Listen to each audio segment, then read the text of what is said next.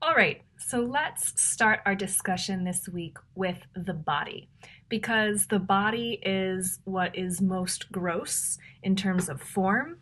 It is what we are most able to understand, and it is what we are working with in our asana practice on the mat, what we are working with when we are teaching our students yoga postures. And so, in the third chapter of the Yoga Sutra, Patanjali presents a number of sutras that use different areas of the body as objects of focus that we could focus on, specifically as it relates to samyama practice, which, remember, samyama is the process of combining dharana, dhyana, and samadhi, or concentration, meditation, and absorption. And if you recall from our previous week's lecture, especially on meditation, that encompassed these last 3 limbs of the 8 limbs, these are less of practices that we sit down and do, and more something that we allow or that we receive. And so, what Patanjali is really asking of us when he uses these different examples of objects of focus and asks us to apply this process of samyama to these objects of focus, he's basically saying, here, take this area of the body and really concentrate on that area of the body, and then allow that concentration to flow into meditation, which, remember, isn't anything that we can do. We can't teach meditation. It's something that we allow, something that we receive as a direct result of shedding the layers that are keeping us from knowing our true self, or keeping us from being open to receiving this more subtle knowledge or awareness. And then we allow that meditation to flow into absorption, or samadhi. And we talked about those processes in the previous week's lectures. So now let's look really specifically at these areas of the body that Patanjali talks about. In Sutra 330, Patanjali says, by focusing on the navel center through the process of samyama, you can gain knowledge of how your body is organized. So remember, Patanjali here is not only giving us different objects of focus, but he's also telling us that when we apply this process of samyama on these different objects of focus, we receive certain benefits or powers. And that's why the third chapter of the Yoga Sutra is called Vibhuti Pada, Pada being chapter, Vibhuti in Sanskrit, meaning power. And that's why I call this entire week the benefits of yoga, because these powers are really being presented as the benefit of yoga practice and what you get when you really focus on and practice all the different practices Patanjali outlined in the 8 limbs. So here in this first sutra, Patanjali is saying that when we place our focus of awareness on our navel center, on our belly button, we can become aware of how our entire body is organized. Now, on its surface, this sounds really strange because who cares, right? Like, why would we want to know how our entire body is organized? And I argue that by understanding our body, we better come to understand ourselves. By understanding the inner workings of our body, we can make better choices in our life. Let's look at the digestive system as an example. By better understanding, in a very intuitive way, how our digestion works, we can make better choices about the types of foods that we eat, how much we eat, when we eat, and how to change our diet seasonally so that our digestion can continue to function in a way that is efficient and life-giving to us. That requires a lot of inner awareness and focus on the digestion and what's happening in our body as we eat and consume different foods. Similarly, we can bring awareness to how our heart works and how we're breathing when we are exercising really hard. We can get to know our mind based on if we're getting enough sleep or if we eat certain foods. How does our mind function? We can better understand our energy if we pay close attention to how we spend our time throughout the course of the day. So it's not that far-fetched actually to really want to know how your body is organized and how your body is functioning. It's really just saying, when you know more about how you function and how you are organized, you know more about your true self. You know more about how you operate in the world. And when you know more about how you operate in the world, it's easier to make decisions to help you continue operating efficiently, so that you can move throughout the world with full vitality. And when we move throughout the world with full vitality, we're able to make a greater impact in our communities. We're able to do the things that we love and show up for not only ourselves, but for our others, our family, our friends, and we get to be the best version of ourselves. So there's a lot of benefit to really understanding how our body is organized, how our body functions. And Patanjali tells us that we can gain that power of knowing who we really are and how we are organized by focusing on our belly button. And what I think is so amazing about this suggestion is that if you think about it, our belly button is not only the portal through which we receive nutrients through the umbilical cord when we are still in the womb. It is life-giving in that sense. It's also connected to the area around our core, which sometimes is referred to as our center. So to me, it's really fitting that we bring our awareness of all of our awareness to our belly button, to our center, as a way to help us better understand who we are. Because we want to be centered beings. That is the best version of ourselves when we are centered. So to know who you are, why not start from the core? And when it comes to teaching yoga asana, it's really easy to directly apply this in a very practical way by integrating and incorporating more core work into your classes, or even just in your cueing, bringing awareness to the core in postures like Warrior Two or other standing postures that wouldn't necessarily on their surface be considered core work, but absolutely can help us feel more stable and more steady and change the way we approach a posture if we are starting from our center or keeping our awareness on our core. So I really do love these sutras, and I think that they are very practical if we really think about what they're saying, even though on their surface they might seem a little bit strange. In Sutra 331, Patanjali says, by focusing on the pit of the throat through the process of samyama, you can stave off hunger and thirst. So the pit of the throat. These objects of focus do mention different areas of the body. So in that regard, we can bring our awareness to those general areas of the body.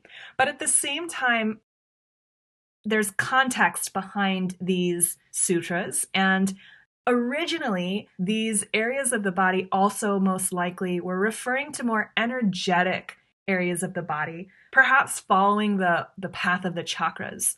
So if you go back to the navel center, that is this area of power, right, through the third chakra. When we look at the pit of the throat, we're looking at the fifth chakra, which is really about expression and creativity. And when you think about very specifically how we might utilize the throat in asana practice, the first thing that comes to mind is ujjayi breathing, where we're creating a restriction in this general area at the pit of the throat, right? So that it creates this sound that allows us to maintain a sense of steadiness through our practice, a sense of control through our breathing. And we can actually bring our awareness through our language and our cueing when we're teaching our students to the sensation of the breath moving in and out of the back of the throat. So that is absolutely something that we can do as teachers to help our students bring awareness to this area of the body. And then there are also several asana that have you opening up your throat. Camel might be one. Wheel is another example. A reverse tabletop position where you might be opening up your throat. There are lots of examples that we can come up with where we might be opening up this area of the body, and then we could use our language and our cues to direct awareness to that area of the body. When we do this, Patanjali says that we can stave off hunger and thirst. So on its surface, we have to go back to the original context of how these sutras were written. And remember, yogis back in Patanjali's time very much were interested in removing themselves from society and meditating in caves for hours on end, days on end, years on end. They did not have access to food and water all the time, so it was very likely that they would become hungry and thirsty, and they didn't want that to interrupt their meditation sessions. So it was practical for them to figure out ways that they could focus all of their energy. Here, Patanjali suggests doing that at the pit of the throat in order to stave off the thirst and the hunger that would distract you from long meditation sessions. Now, in the Western world today, in 2020, we don't necessarily, hopefully, luckily, we come from a place of privilege. Some of us don't have to worry all the time about hunger and thirst. Others do. And so I would not be saying that by focusing on the pit of the throat, you don't have to worry about being hungry or thirsty. I'm not going to suggest that, but you certainly can try and see if that works for you. I'm not taking this literally in my application of it to our modern life, but I'm looking at it more metaphorically. So if you are staving off hunger and thirst, it's really because in this context, you're putting all of your energy and focus into something else. So you've probably had this experience before where you've gotten so deeply concentrated on a project that you're working on that you forget to eat, right? That idea is, in essence, what Patanjali is talking about, that when you are so focused on one thing, you can forget about the signals that your body is telling you. You can actually not even notice that you're hungry or that you're thirsty. And it's because all of your attention has been diverted to something else. In this case, Patanjali is asking us to very specifically divert all of our attention to the area of the throat so that we don't have to think about being thirsty or hungry. And also, when you think about the throat chakra and it being an area that symbolizes expression, right? Our ability to express our thoughts through words, through speech, through language. There can be hunger and thirst for expression. And so sometimes bringing our focus and awareness to the throat might be a way for us to hold our tongue. There might be instances in our life where that could be helpful or beneficial based on specific situations or circumstances we might find ourselves in. So there's a lot of ways that we can kind of break this down and look at this. And I'm sure you can come up with other examples that resonate with you in your own lived experience as well. In Sutra 332, Patanjali says, by focusing on the subtle tube shaped like a tortoise located below the throat in the chest area, you can become completely steady. So this is way esoteric. And again, we're focusing on an energetic component in the body. If you went into a CAT scan or a doctor took an X-ray of this general area of the body, there would be no tortoise-shaped tube anywhere. Although some people have suggested that this might be a reference to the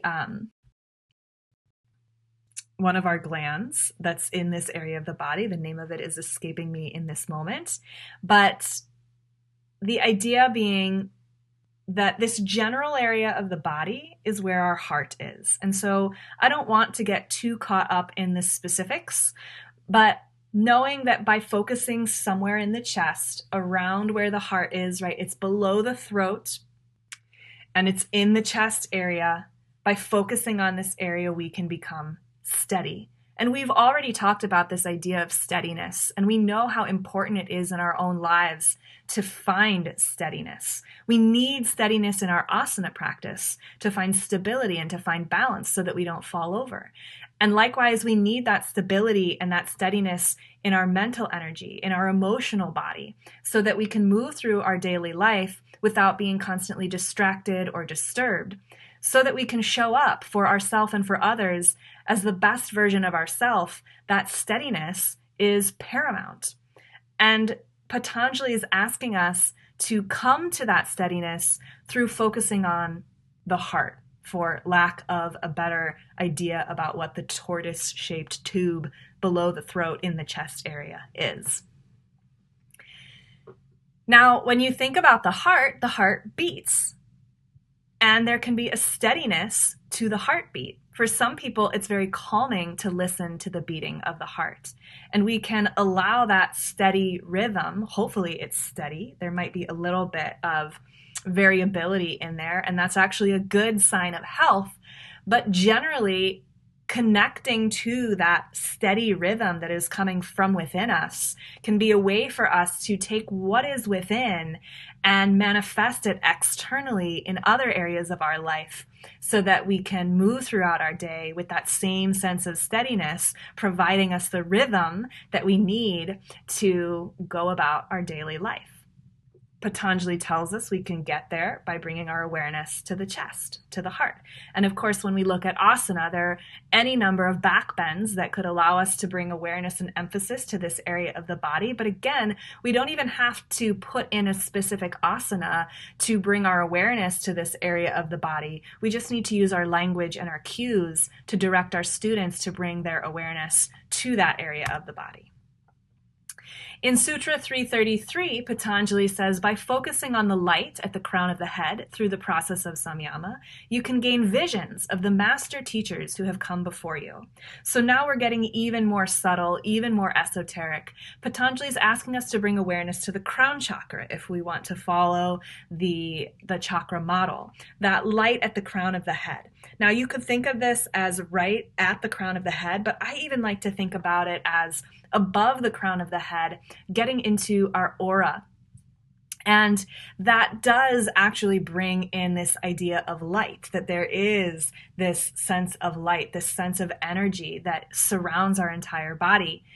By focusing on that area and what that light might be like, Patanjali is using this idea as a communication portal almost, that we can gain visions through bringing awareness to the light at the crown of the head of the master teachers who have come before us. Now, those could be mentors, those could be God, those could be Jesus, anybody that is a teacher to you, whether they be alive or dead. We can conjure up visions of those teachers by focusing on the light at the crown of the head. And why would we need that, or how would that benefit us? Well, we need help. We can't move through this life alone. We need the help of guides. We need the help of our mentors and our teachers, whether that be in person through mentorship and through direct teaching, or whether they be inspiration to us and we just remember them and they help guide us in our decision making. Then by conjuring up visions of them, they become these internal guides that help us live our life on the path that we feel most called to. And there's nothing wrong with asking for and receiving help. Sometimes we need that help from real people who can do actual things for us. And sometimes we're just feeling down and we need help and inspiration from someone or something that is greater than ourselves, or someone who really inspired us in the past. And there's nothing impractical about closing your eyes, thinking about perhaps like the light at the crown of the head, and allowing that to then provide you with visions or images of the teachers who can then help you solve problems.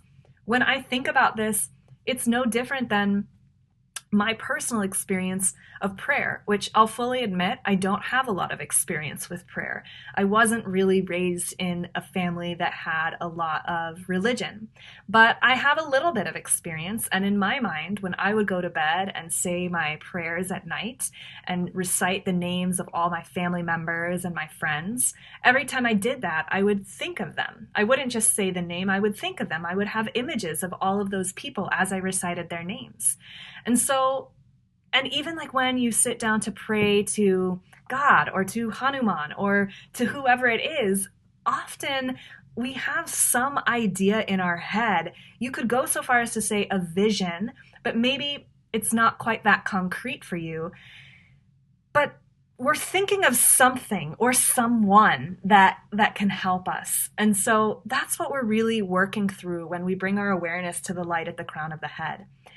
Now, when you're in an asana class and you're asking people to bring awareness to the light at the crown of their head, maybe you're not directly asking them to pray or directly asking them to come up with an idea of someone or bring to mind the idea or vision of someone who is a teacher or a mentor or someone that you wish you could have dinner with if there was anyone in the world that you could have dinner with. But what we can impart to our students is this idea that it's okay to ask for help or to seek inspiration. And it's okay to seek inspiration from anyone. And that we don't need them to be in our presence to find that inspiration, to be guided by them. We simply need to bring awareness to them. And we might be able to do that by taking our awareness up into our mind, into the crown of the head, and allow that light to shine some wisdom upon us. In Sutra 335, Patanjali comes back to the heart. Now, that is why there is a distinction between the tortoise-shaped tube. It's a little bit different than the heart, because in Sutra 335, Patanjali comes back specifically to mention the heart. But so that we don't have to get deep in the weeds of what that energetic tortoise-shaped tube is, for all intents and purposes, the chest area for our students is going to best associate with and reference the heart. And then again, here in Sutra 335, Patanjali comes back to the heart. By focusing on the heart through the process of samyama, you can gain full knowledge and understanding of the mind. And I love, love, love this sutra because it's telling us that if we want to know our mind, know our thoughts, we can't get there through the brain. We have to come to our mind through the heart. And it's just such a wonderful sentiment to communicate to ourselves and to our students that feeling into and through our life is more important than thinking into and through our life. That our life has to be a lived experience, not an analyzed experience through the thinking mind. And so this is just a great reminder to our students to feel into their postures, into their body, into the subtle inner workings of themselves, into these energetic components of themselves, into their breath, into their thoughts and their minds. And we get there through feeling, and that feeling has to come through the language and the experience of the heart. Finally, in Sutra 347, Patanjali speaks to the body again, and he actually defines what a perfect body is. So some could argue or point to this sutra and say that in Patanjali's Yoga Sutra or yoga process, you work through these practices to develop a perfect body, and you absolutely can do that. But then you have to really look at what Patanjali is saying a perfect body is. A perfect body is one that develops beauty, grace, strength, and the firmness of a diamond. Now let's break each of these component parts down. Beauty. It's subjective. There's no one definition of beauty. Sure, society or cultures might have an idea of beauty, but it's different around the world. So the only thing that matters is your own definition of beauty. And same thing with grace. What does that mean? grace really has to be an experience. It's not an aesthetic. So you have to come to an understanding of grace in your own body, in your own movements. Strength. What is strong to you might be strong, or might be different to me. My idea of strength might be different than your idea of strength because I might functionally need a different amount of strength than you. And let's get really explicit with examples here. If my job were to be a delivery driver for UPS or FedEx, it might be a requirement of my job that I be able to lift heavy objects and heavy boxes because I have to deliver those boxes to people. That requires a certain amount of strength. If my job is to sit at a desk and edit a magazine, there might not be a requirement in that job to be able to hold a lot of heavy objects.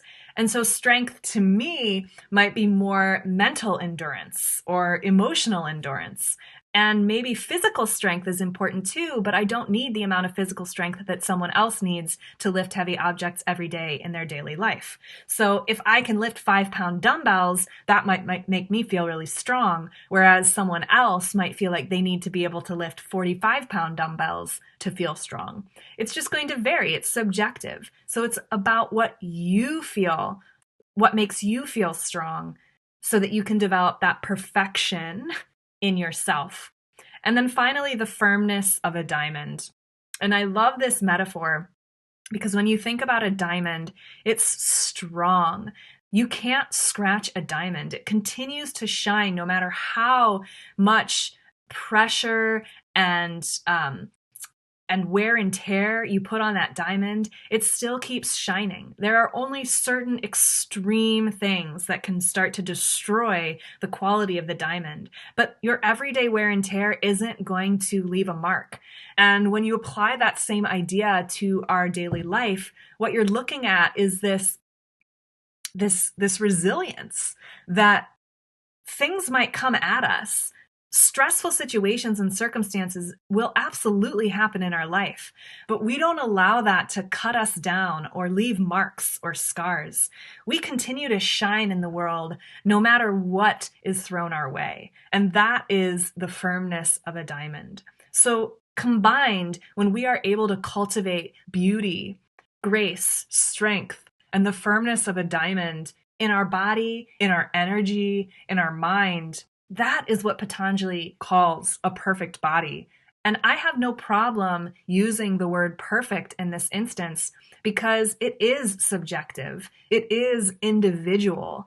And to me, it really is what we're all looking for. It is the epitome of balance. So some of the principles that we can look at when we're looking at these different ideas that Patanjali gave us in the object of focus being parts of the body. One, focus. Since we're working on this process of samyama, it's all based on our ability to focus. Specifically in these sutras that I've presented with you, we're focusing on different areas of the body, the physical body. Steadiness. Remember the steadiness of the beating heart, the steadiness that we receive by bringing our awareness to that tortoise-shaped tube in the chest area, or in more simple terms, the heart. To benefit from all of these powers that Patanjali presents, we have to be willing to receive, because the process of samyama involves meditation and absorption, or dhyana and samadhi. And those require that we be open to receiving these more subtle layers of understanding and knowledge. And then I've also included beauty, grace, strength, and resilience from that last sutra that we just learned about that Patanjali uses in his definition of the perfect body. So I hope that you can take these ideas and the corresponding sutras that we learned about here in this lesson and find ways to incorporate this awareness in your asana classes, in the teachings that you share with your students.